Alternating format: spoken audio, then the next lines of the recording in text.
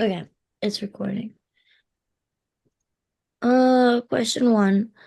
Descartes presents two thought experiments in meditation one. How do they help him accomplish his goal? I must once for all seriously undertake to rid myself of all the opinions which I had formerly accepted and commence to build anew from the foundation. All right.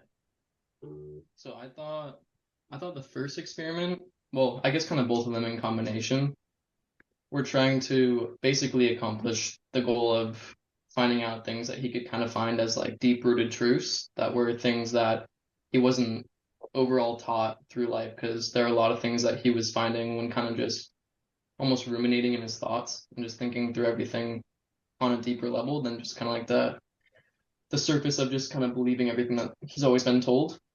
And I think that it was by doing this, it helped him accomplish his goal of ridding himself of the opinions that he formerly had accepted throughout life, just because it gave him the ability to kind of search deeper within himself and kind of decide at on his own what he believed was necessarily true or false, if there even necessarily is a truth or a false, which he kind of went even deeper into in the second meditation and kind of finding that like there's kind of like an overall truth that we kind of just are, and it's not so much like things that are true or false, and it's more just being awesome. My camera broke.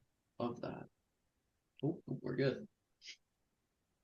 Yeah, I think his whole radical doubting, radical doubting that he does is essentially to just build a foundation for this new way of thinking that he was trying to do, which was, I guess after like watching the video and everything, like to go against the old school of philosophers, which was very, very abstract. And through that, he wanted to essentially doubt everything he's ever known, everything he was previously shown or taught, and find whatever is undoubtable.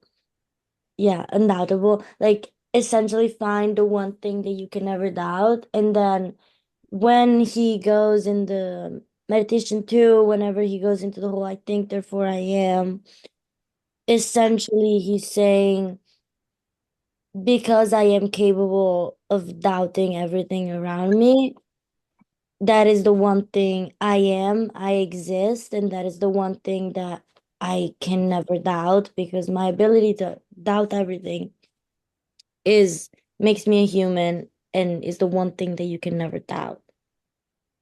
Yeah. Yeah, that makes sense. Yeah. He seemed to me kind of like the ultimate skeptic. He kind of like doubted everything, Yeah. and the only guarantee he had was basically his own thoughts. And he used that as a way to kind of restore all the beliefs he had kind of torn down, and he had to work his way back up again.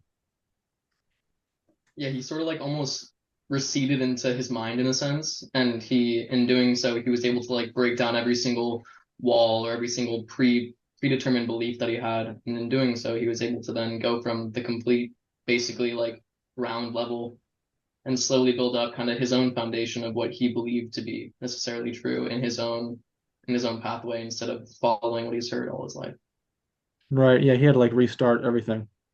Yeah, and in doing so, it made him more confident in his own beliefs because he truly believed in everything that he was thinking in a sense because he knew that it was rooted in like genuine intent, genuine curiosity instead of just believing everything that he'd ever heard, I mean, yeah, which made it kind it of got undoubtable. rid of all those beliefs that everyone had at the time or even now that either things you just kind of believe out of habit or the things you've been exposed to for so long so you just kind of believe it to be true.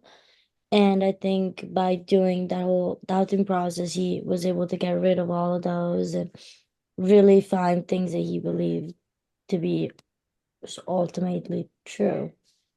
Right. Yeah, he wasn't satisfied with just believing what everyone else said was true.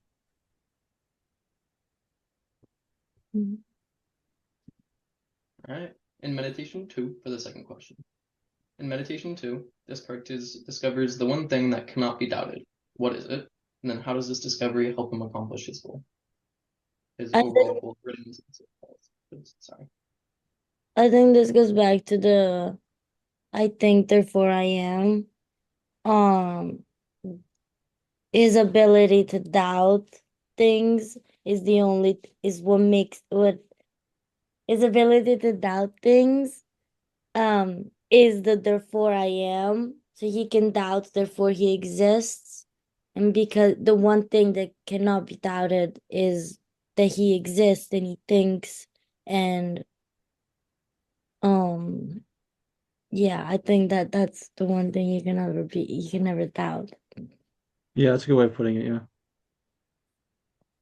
Yeah, like the idea that he has the ability to think about and kind of contradict things and in a sense be a skeptic and just like genuinely think deeper about every little thing is kind of what makes him basically find the overarching truth of I think and therefore I am, or however you want to look at it, whatever that exact line was.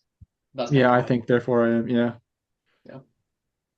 And I think that that overall helped him accomplish his goal of finding those, or I guess dissolving those prior falsehoods or opinions that he formerly accepted, and basically giving him the ability to truly sit in that like almost deeper seat of existence of just knowing that not fearing the things as he was saying earlier in it about there being like a I don't remember exactly how he put it, but like the overarching devil almost like manipulating his mind in a sense and like putting these thoughts and making him go down neural pathways that aren't necessarily what he's actually believing.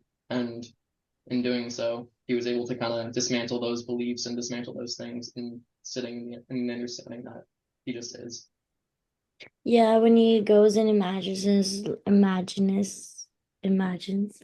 um the the devil, like you said, which is like I guess the entity that would like deceive him from everything that he sees and everything that he knows. And he was like a very scientific person too, so he was questioning not just like the philosophical aspect of it, but I guess also like he was questioning like mathematical things, he was questioning like physics, and I guess his own thought process and his own ability to doubt is what pushed him to then find his own beliefs. Yeah, he was like Right. question Yeah. go for it. I was just gonna say, basically, he used it as like his starting point, where everything he believed, he judged it based on, I think, therefore I am. It was the one thing he went back to, his only guarantee. Yeah. Yeah, almost like finding a true root instead of like all the other things that have been built up around him that were prior understandings, or I guess you can look at them as misunderstandings or things that were true in some sense in other people's perspectives, but yeah, questioning like all the deep rooted sciences and all the universal beliefs that we all understand and think are true. Question 3 is what is the difference between impressions and ideas according to whom, and why is this distinction important? The way that I kind of understood it is that impressions are things that are almost innate or just happen. So it's like something that you don't not even necessarily want, but something that just happens from natural processes that occur within your life, whether that's something that you're observing in a day-to-day basis of just like an immediate reaction, and then that'll then go into your mind as I think they said as like as a memory or as I think it then turns into an idea the next time that it comes up, makes it so then that impression is then a reoccurring thing because you have certain things that you basically remember from it, and then whether good or bad, whatever it is, and then that idea will then come up in your mind in the form of a memory or however you want to look at it, and then that's something that then occurs randomly, but you're conscious of it and it's something that's not happening in the active moment. And then from that idea, it kind of branches out into other impressions again, and then those impressions then get taken and turn into ideas over and over. And the way that I kind of took it is that the longer that you focus on a specific thing, it'll create more branches and deeper roots along that. Yeah, that kind of starts the same way where it's like impressions are um like if the fast thing that you see or that you feel like it's immediate, um and you can feel it, you experience it, I guess, through your senses. So it's like you're looking, the way he put it was like he's looking at an apple, you see the color, the shape, like the texture, all of this and that. And then from those impressions, that's when we develop our ideas, which are kind of like a copy of like a representation of the impressions that we have experienced. And in our ideas, we can like reflect on them and they exist in our mind and stay in our mind. And they're more like abstract, I guess. And um the whole point I think he was trying to make was that the only way to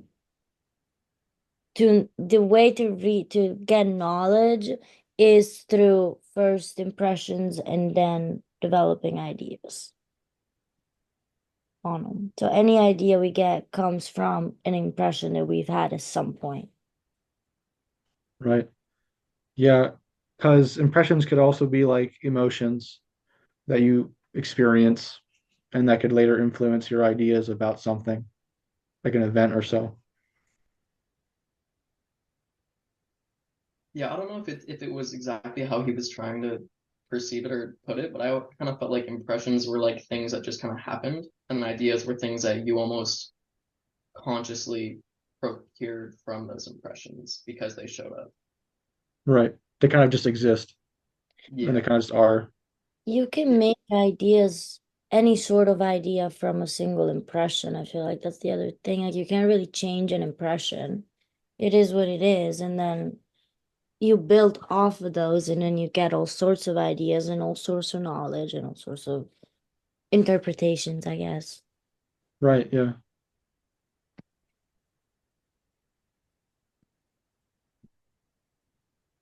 Yeah, it's an interesting theory though, because it like because in that sense, wouldn't every idea almost be an impression in of itself? Because then it's just, well, I guess that's what the idea is, that the first time the idea comes up, that's an idea, and then the next time it creates reflect Yeah. impressions of Mm, reflection. like I liked when he did, there was like that part where he was like, imagine a blind person and he's never seen this color before in his life because he became blind at like 30 years old. Would he be able to imagine this color even though he's never seen it because he's seen impressions similar to it? And it's like, okay, well, now he's making that one kind of confused me a little bit because I was like, wouldn't that go against it because he's making an idea out of an impression he hasn't seen? But I guess it's because those impressions were so similar to what he was supposed, like he can form an idea off of it. Yeah. I don't know. I like that one part where he was talking about that. You were me, Ethan. Thank you. Yeah, that was super cool to me too. Like when that happened, when he was talking about that, I totally like took a step back and thought about it. Like I think it was blue was the color system that he was using. And I totally pictured like, all right, I have this scale from like light blue all the way to like super dark. And I was like, what's like a blue I haven't seen, I guess. But I didn't picture it that way. Like I was just like, yeah, I can see that entire color wheel, even though I probably haven't seen every single shade of blue that is in existence. And that was kind of like an interesting way to think about it. Because it's like I can just fill that in with my own ideas because of prior impressions and having the ability to see that whole gradient. Yeah. Right. Yeah. That's a good point, actually. Yeah. Because you haven't seen every shade of blue. And yet, if you see a new shade of blue, you know that it is blue, even if Yeah. you've never seen it before. So you're kind of going off of previous experiences. Yeah, and you Yeah. can make up a whole new shade of in your head that you've never seen just based on like similar ones that you've seen. I guess is like what else he was trying to say. I guess yeah, it Yeah. goes back to like knowledge. Like you make your own knowledge based on like the different impressions, you know? Yeah. Yeah. You can just like fill in the dots, whether they're technically correct or not. And I, Yeah, because I feel like you could also then you could do that and then end up being very wrong because you that got is to Interesting correlation. I can't see you guys. Okay, wait, no, I can. You guys both like froze for a second.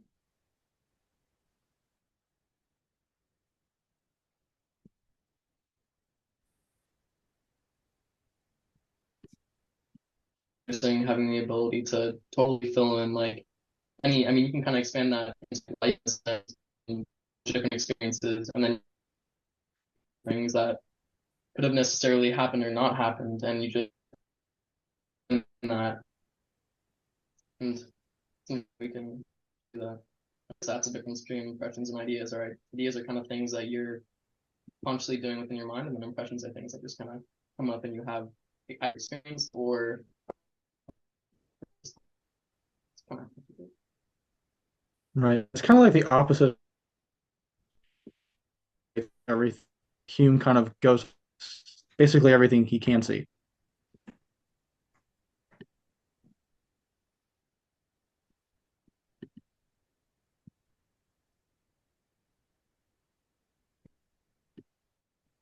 Can you guys hear me? Because you're both frozen on my computer. Oh, you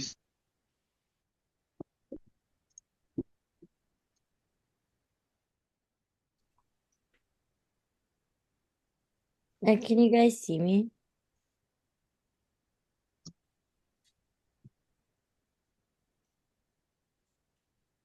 Okay. I can hear you now, and I think I can see you too.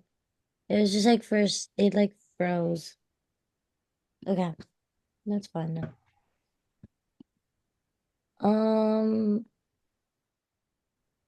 question four. Okay, Our question. reading from Hume comes from part one of the book, which focuses on the origin and nature of ideas. In what ways is this a valuable starting point for an attempt to understand the human mind? I mean, I like the way he goes into, he explains it as like a foundation for gaining knowledge. Like that's how he thinks we get knowledge, which is through experiences, and it's not just thinking alone, and it's not just intuition or thinking abstractively, but it's from actual things that we've seen. Um, Yeah, like and it's almost a combination of both. And like you have experiences that you obtain knowledge or experiences from realistically these impressions, and then these ideas you can kind of formulate a deeper understanding and deeper knowledge. But yeah, because then he goes into like um complex what was it? It was like complex impressions and ideas, and then there was simple impressions and simple ideas. And it was like a collection of simple impressions can give you a complex idea, right? Yeah. And like the idea of like a bunch of combined I think the example he used was that an apple is red, it tastes like an apple, it feels like an apple, and that's like a combination of a bunch of different impressions that then create a complex impression. But then using that logic, what would a simple impression be? Because I feel like almost every experience is complex impressions. I Yeah, I was gonna say. yeah, but I think he set it up in a way where it was like a simple impression is one that cannot be separated into different things, and then a complex one can. I don't remember exactly the way he put it. No, yeah, I think that's totally how I remember him putting it too. But using that logic, what would a simple impression be? Like how would you, I guess if you're completely focused on one sense at a time, would be a simple impression. It's like if you're just like somehow focusing on the sunset and like not smelling, not feeling the sand, not listening to anyone around you would make one. But even then, like I Yeah, don't it's kind of I, hard to do. yeah. I think, okay, I think a simple impression is all of those individual things, and then the collective of all of those simple impressions is a complex impression. Oh, so you're saying like each one's like its own separate entity, and then combined they make the complex? Okay. Yeah, I see that. Yeah, totally. That 100% Same makes sense. with ideas, like that's why like complex impressions lead to some complex ideas. And you have one Okay. simple impression that gives you one simple idea. I think. No, I see what you're saying. Yeah. Yeah, like the complex impression would be for the apple example, you'd have the apple itself, like the whole thing is a complex impression. And then the simple impressions would be one is the taste, one is the smell or the look, and one is the feel of it. Those are like all separate simple impressions. Mm-hmm. Yeah, that totally makes sense. All right, how do we think that that correlates into the understanding of the human mind overall? Well, I mean, you could honestly almost apply that to basically everything that you go through in a day's time. You know, every element you go through is its own kind of its own thing, and then they all. I'm having a hard time explaining it. Honestly, humans a little bit abstract, but it's hard to put into words. It is super hard to explain. I feel like the way, the best way that I can picture it is like the human mind, or yeah, I guess the human mind, like in living through whatever it is that you're going through, you take in all these simple or complex impressions. And then the way that we can connect that to like the overall understanding of the mind would be having the ability to then understand that from those things, it like branches out into a ton of different ideas and different things that we sort of perceive to be true, whether even though we know that it's like still our thoughts, but like we can kind of perceive those things to be overarching truths. And then, which I'm kind of connecting it to Descartes, how you pronounce it. But then from that, that'll then branch out into other impressions in itself. And I guess that's kind of a way that it can help us understand the human mind because then we're like looking at it from a perspective of, well, it all kind of stems from one point. It's not necessarily, and your mind just kind of does all these almost automatic processes in the background, and Okay. understanding these things kind of just Because happen, it and you allows can, us, oh sorry, but I was gonna say like it allows us like go back because sometimes we get ideas and you don't even know where it comes from. But if you think of it like this, it all comes from something we've experienced. It allows us to like better understand why we come up with the ideas we come up with. You know what I mean? Because sometimes we don't even realize that it was from an impression, that it was from something we've experienced already. I feel like that could help when it comes to like a general like human mind. Yeah. Okay.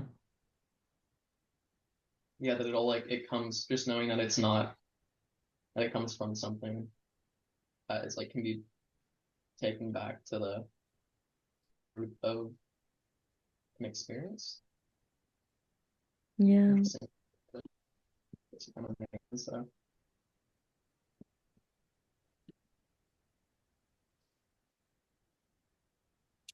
Um, see.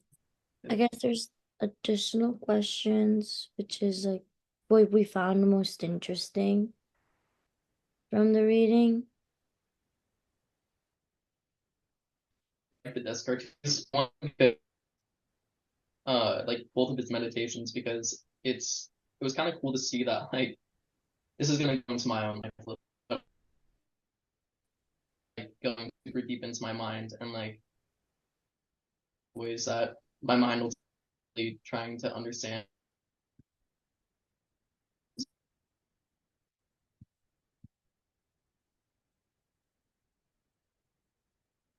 and going through his meditation.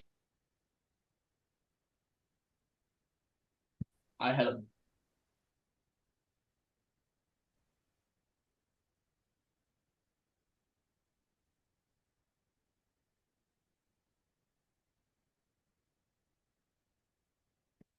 kind of cool we're talking about, huh?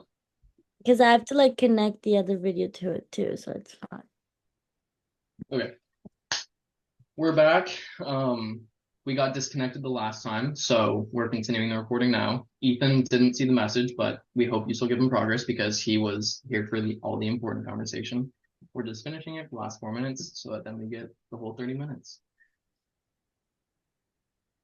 What was it that you thought was interesting about the two conversations? I really like the whole I think therefore I am thought process. I thought it was super interesting the way he doubts everything, and the one thing that he ends up thinking about is, okay, because I'm doubting everything, that is the one thing I can never doubt, which is that doubting things is what makes me human, and it's what makes me me, and it was what makes me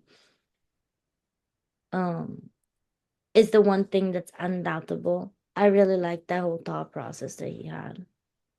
Yeah, totally. That like the idea that he literally can question everything is what basically makes him human. And because he has the ability to go so deep into his own mind and truly find the root of every little thing, that makes him who he is. And that kind of, in a sense, finds enjoyment in doing that. It seems at least. I assume so because he's a philosopher. And I like how they had like very different kind of point of views, because Descartes is more like, yeah, he doubts everything, and that's how he thinks we get knowledge and we achieve knowledge. But then Hume is like, I see things, I think about things, and that's how we get knowledge. I like how they have like very opposite point of views, but both of them are very different from what like the previous philosophers had. You know what I mean? Because people like Aristotle were so broad and were so like theoretical. I like how practical they both are in their explanations, you know what I mean? And in their thought processes. What was super interesting to me about their two pieces was kind of like the duality of them. Like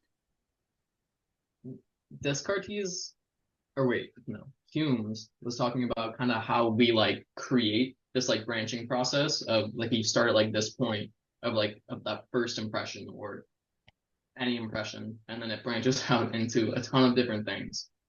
And you don't really know why it happens, other than it kind of stemmed from like that initial experience, and then it continues to branch and become like an entirely different tree in a sense of like your mind. And then on the flip side of that, uh, Descartes was kind of like breaking down that tree, and he like had all these things that he found thought were necessarily true or false of through his impressions and ideas that he created about the world of every little thing that he believed and figured out. And then he kind of was going almost doing like the reverse of it, where he's like breaking these things down and creating, almost picking and choosing the branches of the impressions that he wanted to keep within his life and sort of distinguish as who he is. And having that ability to kind of go back and retract your thought process and understand where it came from, and then from that create your own sort of mental world or mental fortitude out of that and find the deep rooted truths that you believe to be true. Yeah. I don't know if you followed any of that. I was just a little bit yapping, but No, I thought it was very interesting. I see what you mean, but it's like the duality of it. They're kind of opposite in the way they think. yeah. Yeah, one is picturing the branching out, and one is picturing the focusing in. Yeah. Interesting. It's super interesting like how our minds can kind of do both and go down both pathway. That's And because there isn't really like a right way to do it, or like a way to prove if one is right or not. yeah, there's kind of not really anything to understand, but that's I guess the biggest thing to understand. It's not very easy to understand that. Yeah. I don't know. It's Thing that I interesting. didn't understand is like, not that I didn't understand, but the one thing that I feel like is kind of much about Descartes is like, if you're gonna doubt everything, how do you end up proving then that those doubts are right or wrong? You know, the way that I looked at it was that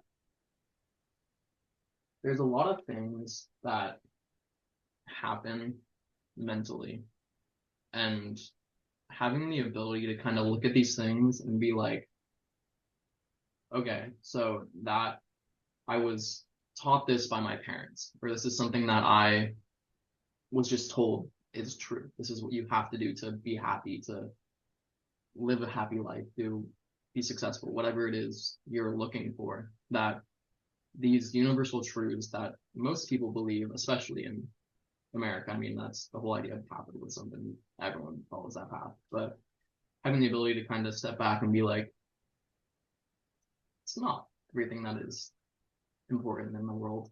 Um, this is just reflective of my own experience with that. But taking a step back and being able to kind of doubt that and be like, yeah, no, not necessarily true. Just kind of, in a sense, freeing, because then it makes it so then you can kind of be like, all right, there's a lot more than the things that we were all told are totally true. And the thing is, but then it gets even more confusing because it's like, all right, well, within those things that you believe of like the deeper, like, yeah, like this could be true, this could be true. And it's like, what if those are true? And it just keeps getting deeper and deeper. I guess it's like the only way to really like end up making your own opinions, not letting anything or anyone affect your own decisions and the way you think. Like do that if you doubt everything around you, the things that you do believe are true are just your own. Because I feel like Yeah. we make up most of our opinions based on like the way we're raised and like the environment we live in, and like what the people around us think. And if you doubt all of that, then you can really, I don't know, be yourself, I guess. Make your own knowledge. Yeah. Yeah. I totally agree. My mind goes to crazy correlations then once I get to that point. 'Cause then it's like, all right, yes. Yeah, And you you can be kind of drive yourself crazy if you do that a little bit. Like it gets to a point where it's like you're doubting everything. Like where do you stop? like, Like do you just not stop? I guess you just don't stop doubting. good question. Not necessarily not stopping. It's just having the ability to kind of do that. And it's like being able to retract and go into that questioning state. But then it's like being present in the world around you. It's kind of what's the bigger thing. But then it goes into so many deeper correlations of just like, well, at that point, then it's like there's an entire world that we might not even understand. Yeah. But that's unexplainable. Okay. Any other questions or comments? No? Are we at 30 minutes? Or I think so. I We don't got know. that 5? I think we got 5 minutes, Okay. right? Are you able to figure out how to stop the recording? Yeah.